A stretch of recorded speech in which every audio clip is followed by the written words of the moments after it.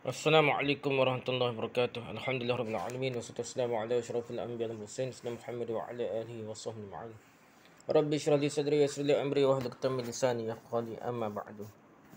Kita sambung balik kitab kita ni Tafsir Azhar jilid kelima surah Yunus. Nah, masih dalam surah Yunus lagi ayat ke-57, 58, 59, 64 ayat ini ya. A'udzubillahi minasyaitonir rajim. Bismillahirrahmanirrahim. يا أيها الناس قد جاءتكم موعظة من ربكم وشفاء لما في الصدور وهدى ورحمة للمؤمنين. Wahai manusia, sungguh telah datang kepada kamu, qad ja'atkum, pengajaran dari Tuhan kamu, mau'izatun min rabbikum, dan satu ubat bagi apa yang dalam dada, wa shifaa'un lima fi sudur, dan petunjuk dan rahmat bagi orang beriman, wa hudaw wa rahmatul lil mu'minin. Ayat ke-8. Qul bi fadlillahi wa rahmatihi fabidzalika falyafrahu wa khairum mimma yajma'un. Katakanlah, dengan kurniaan Allah, bi fadlillah, dan dengan rahmatnya, wa bi rahmatihi, maka dengan demikian sayagianya lah mereka bersukacita. Fabidzalika falyafrahu, bersukacita, gembira lah. Wa khairum mimma yajma'un, itulah yang lebih baik dari apa yang mereka kumpulkan dalam dunia ni lah. Qul ara'aytum ma anzalallahu lakum min rizqin faj'altum minhu haraman wa halalan qul Allahu adzana lakum am 'ala Allahi taftarun. Katakanlah, bagaimana pendapatmu, ara'aytum, tentang apa yang turunkan oleh Allah kepada kamu, ma anzalallahu lakum, dari anugerahnya, min rizqin, dan lalu kamu jadikan di antaranya itu haram dan halal, faj'altum minhu haraman wa halala. Katakanlah, apakah Allah yang telah mengizinkan kepada kamu? Qul Allah. Katakanlah, apakah Allah yang telah mengizinkan kepada kamu, atau adakah atas Allah kamu mengada-ngada? Qul Allah azlakum am 'ala Allahi taftarun. Taftarun, mengada-ngada dah. Ayat ke-20. Wa ma zannul ladzina yaftaruna 'ala Allahi al-kadhiba yawmal qiyamah. Inna Allah ladzu fadlin 'ala an-nas walakinna aktsarahum la yashkurun. Dan apakah sangkaan orang-orang yang telah mengada-ngadakan sesuatu dusta atas nama Allah pada hari kiamat? Yaftaruna 'ala Allahil kadzib. Sesungguhnya Allah mempunyai kurnia atas manusia. Innallaha dzul fadlin 'alan nas. Akan tapi kebanyakan mereka tidak berterima kasih. Walakin aktsaruhum la yashkurun. Laksana bergelombang-gelombang kita diberi petunjuk. Setelah ayat-ayat di atas diterangkan bahawa Allah Maha Kuasa mendatangkan azabnya dengan tiba-tiba, baik di tengah malam ataupun tengah hari, dan bahawasanya segala janji Allah adalah benar. Janji Allah adalah benar, dan bahawa Dia yang menghidupkan dan mematikan, dan kepadanya lah semua akan kembali. Sedangkan kita termenung dan tafakur memikirkan bagaimana hendaknya kita menempuh segala kemungkinan zaman depan itu dalam hidup di dunia yang pendek ini untuk mencapai akhirat yang panjang itu. Maka tibalah ayat, wahai manusia. Permulaan ayat ke-57. Mulai ayat ini sebagai suruhan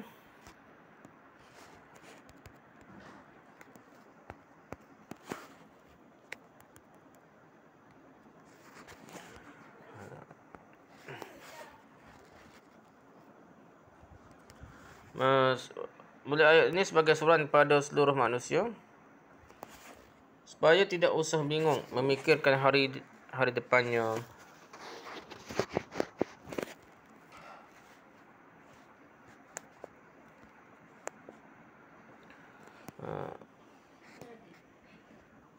Tidak usah bingung memikirkan hari depannya, sebab pimpinan ada pimpinan daripada Allah lah. Sungguh telah datang kepada kamu pengajaran dari Tuhan kamu, dan satu ubat bagi apa yang dalam dada, dan petunjuk dan rahmat bagi orang yang beriman.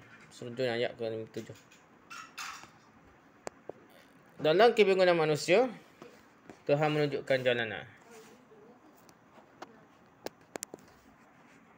Tuhan menunjukkan jalan. Tuhan menerangkan bahawa betapa sulitnya jalan yang akan ditempuh, akan dapatlah dia diatasi, sebab Tuhan telah memberi pedoman. Itulah dia kitab Al-Quran yang mengandungi 4 unsur penting dalam menempuh kehidupan kita ni lah. Pertama, Al-Quran ini dia berisi pengajaran dan tuntunan. baik dalam pembangunan akhlak atau karakter sifatnya, sikap hidup ataupun dalam mengamalkan suatu pekerjaan. Dia adalah pendidikan untuk memperhaluskan sikap jiwa kita. Dengan pengajaran dari Al-Quran, itu dapatlah kamu, wahai manusia, membezakan baik dengan yang buruk. Mana pekerjaan yang diridai oleh Allah dan mana yang dikutuki olehnya. Mana pula sikap dan pekerjaan yang akan membawa keuntungan zahir dan batin. Dengan terang-terang beberapa ayat Quran itu menganjurkan pekerjaan baik. Misalnya tolong menolong, menghormati, berkasih sayang dan bersedekah. Dengan terang-terang pula dia melarang, dalam Quran ini Allah melarang perbuatan yang jahat, seumpama mencuri harta orang lain, meminum minuman yang merosakkan akal, berzina dan memakan harta anak yatim. Maka banyaklah ayat-ayat yang demikian sebagai mana tersebut dalam surah An-Nisa ataupun surah Al-Isra ataupun surah Luqman, wasiat Luqman kepada puteranya atau yang lain-lainnya. Banyaklah dah. Berapa banyak ayat menyuruh memegang amanah, meneguhi janji, pergi molek janji, menghukum dengan adil, menghormati ayah mokpok kita dah, menghormati guru sebagaimana Musa menghormati Khadir dah. Sebenarnya itu adalah pengajaran dan didikan agar baiklah manusia. Nasihat ini langsung datang dari Tuhan, bukan filsafat hasil akal manusia. Untuk kebahagiaan hidup hamba Allah pada tiap-tiap waktu dan tempat. Kedua, disebutkan bahawa dia adalah suatu ubat. Al-Quran ini satu ubat bagi apa yang ada dalam dada. Ubat dari dada Quran ini. Baik dalam bahasa Arab ataupun dalam bahasa kita Indonesia, Melayu dan seluruh bahasa di dunia ini, dia diakui orang tentang adanya hati. Qalbun. Disebut juga hati sanubari, hati nurani. Kadang-kadang disebut juga dia jantung. Jantung hati. Tapi yang dimasukkan dengan hati itu bukanlah semata-mata segumpal darah atau segumpal daging yang terletak di dada sebelah kiri itu. Sebagai pusat perjalanan darah yang beredar tiap-tiap detik saat dalam tubuh kita. Maka yang dimasukkan dengan hati dalam pemakaian bahasa itu ialah akal, budi, ilmu pengetahuan, perasaan halus. Hati tempat ambilan pertama tak terletak dalam dada.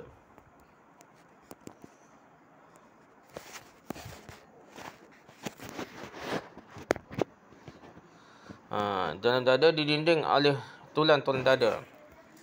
Dan sebab itu maka dalam membicarakan urusan hati, orang selalu membicarakan juga tentang isi dada. Seumpama ungkapan yang terkenal, ini dadaku, mana dadamu, antara itu termasuk jugalah dalam isi dada atau isi hati. Segala naluri dan kekuatan-kekuatan yang mempengaruhi daya hidup kita, termasuklah syahwat, hawa nafsu, marah, hibah hati dan sebagainya. Yang telah ditambah orang lagi namanya dalam perkembangan bahasa kita, iaitu sentimen. Ketika orang gembira disebut besar hati. Seketika dia sedih disebut hibah hati atau kecil hati. Memang penyelidikan biologis tentang tubuh manusia menunjukkan bahawa pusat manusia berfikir ialah otaknya, bukan hatinya. Kecerdasan otak ialah kecerdasan akal dan fikiran, usaha menembus kesulitan. Dan kalau diambil oleh seorang doktor jantung dan hati manusia, lalu diteliti, tidaklah terdapat di sana kegiatan sebagaimana kegiatan otak lah. Meskipun terang bahawa dari jantunglah darah terbahagi ke seluruh tubuh. Tetapi sungguh pun demikian, baik manusia di zaman purbakala atau manusia di zaman moden selalu menyebutkan juga tentang hati, tentang isi dada. Maka kebiasaan manusia itulah yang dipakai oleh Al-Quran menyebut dada atau hati sebagai pusat daripada gejala-gejala perasaan. Hati senang, hati susah, hati kecewa, hati gembira, dan teranglah bahawa segala yang mengenai perasaan terpusatlah dalam nama hati atau dada. Kalau diungkapkan orang sakit otak, teringatlah kita akan orang gila. Tetapi kalau disebut sakit hati, teringatlah kita kepada orang yang berdendam lantaran dia dikecewakan.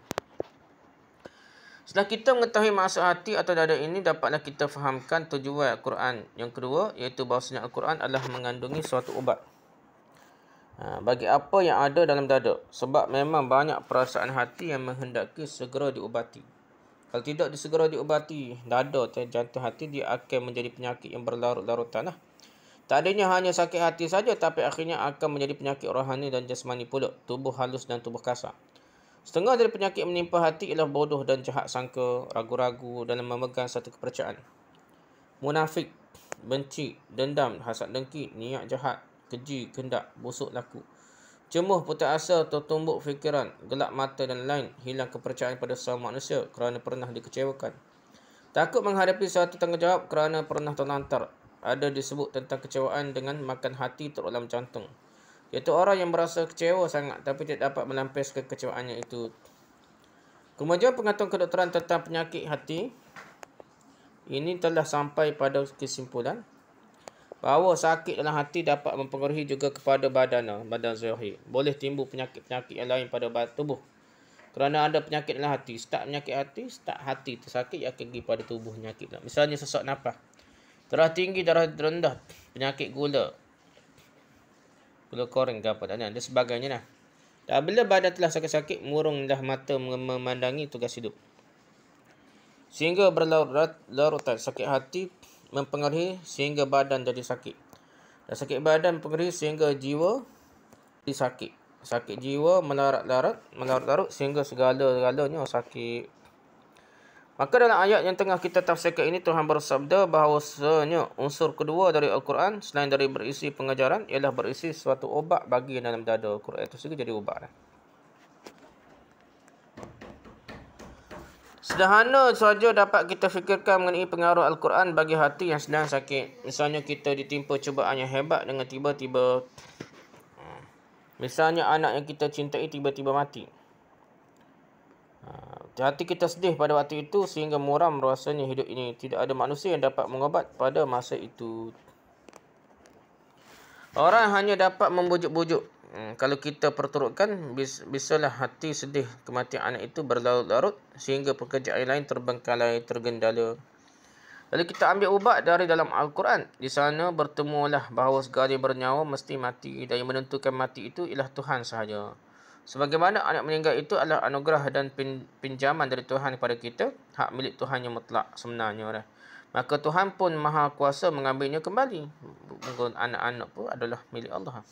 Bahkan diri kita sendiri pun, nyawa dan tubuh kita semuanya adalah kepunyaan Allah Tuhan semata-mata. Dan kita pun akan mati juga. Semua tersebut dalam Quran. Lalu kita baca dan fahamkan dengan tenang, maka beransur terobatlah isi dada itu. Baca jugalah misal lain Al-Quran obat dari kesombongan. Seketika naik dan bermegah. Dan sombong adalah penyakit. Sebab Al-Quran mengajarkan sabar. Al-Quran juga mengajarkan tentang redha. Ini penting sekali buat hidup kita. Misalnya di suatu waktu kemerdekaan kita dirampas. Kita itulah ikutlah kena tangkap ke apa. Sehingga kita merasa dibelenggu lahir batin oleh sesama manusia. Selama kita belum redha menerima hilangnya kemerdekaan itu, selama itu pula hati kita akan terus menderita. Tetapi apabila kita telah redha menerima hilangnya kebebasan, di saat itu pula lah kita mulai bebas. Ini adalah ajaran Al-Quran. Dia membebaskan jiwa dari segala ikatan dan hanya dikumpul ke dalam satu ikatan saja, iaitu Allah. Itu sebabnya maka Nabi Yusuf berasa bebas ketika dia dipenjarakan selama hampir 7 tahun.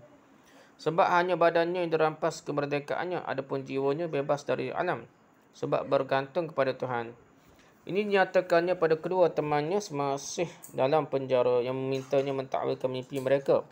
Nanti akan kita ketemui lagi dalam surah Yusuf. Inilah kita cerita surah Yusuf ni banyak pengajarannya. Kalau hati yang dalam dada ini telah ditimpa oleh penyakit sombong kerana berkuasa, obatlah dia dengan Al-Quran juga. Sebab Al-Quran mengatakan bahawasanya sebenar-benar berkuasa hanyalah Allah semata-mata. Manusia tidak ada kuasa, tidak berkuasa sekali sedikit pun sebenarnya. Kalau manusia diberi sejemput kecil kuasaan dunia oleh Tuhan, namun kuasaan itu sangatlah terbatas dan tidak menjadi dan tidak berjalan kalau tidak dengan izin Allah. Demikianlah seterusnya amat luaslah yang cakap oleh kata-kata bahawa Al-Quran adalah mengandung suatu ubat bagi apa yang dalam dada, suatu kumpulan dari resep-resep rohani. Petua-tua rohani lah.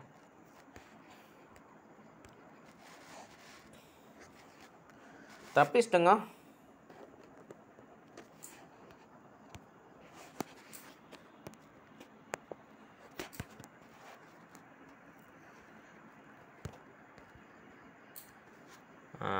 setengah ulama lagi berpendapat Al-Quran itu boleh menjadi ubat dari penyakit badan. Mereka beralasan pada sebuah riwayat yang dikeluarkan oleh Ibn Munzir dan Ibn Mardawih yang diterima dari sahabat Rasulullah SAW, Abu Sa'id Al-Khudri. Kononnya seorang lelaki datang kepada Rasulullah SAW mengadukan halnya bahawa dadanya sakit. Maka bersabda Rasulullah SAW bersabda kepadanya, bacalah Al-Quran sebab Tuhan telah bersabda bahawa dia adalah suatu ubat bagi ada dalam dada. Riwayat hadis ini bolehlah kita fahamkan dalam dua arti dia. Dadanya sakit disuruh Nabi membaca Quran, mungkin sakit hati dalam segala pengalaman yang telah kita sebutkan tadi lah. Seumpama rasa takut kerana ada bahaya mengancam, atau rasa duka cita, kemuraman yang sangat mempengaruhi kerana kemiskinan.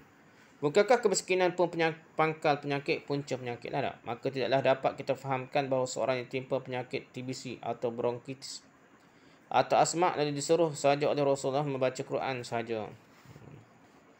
Kalau untuk itu Rasulullah menyuruh bertaubat, tetapi hati timpa penyakit putus asa kerana sakit TBC, itu dapat diobat dengan baca Quran, sehingga walaupun sampai meninggal dunia kerana penyakit TBC itu, nama hati tetap tabah dan beroleh kematian yang baik, husnul khatimah. Memang ada juga hadis lain dari Abu Sa'id Al-Khudri juga yang menerangkan perawian beliau tersendiri. Dia mengadakan kunjungan ke dalam satu desa Badawi di kampung orang Badawi lah.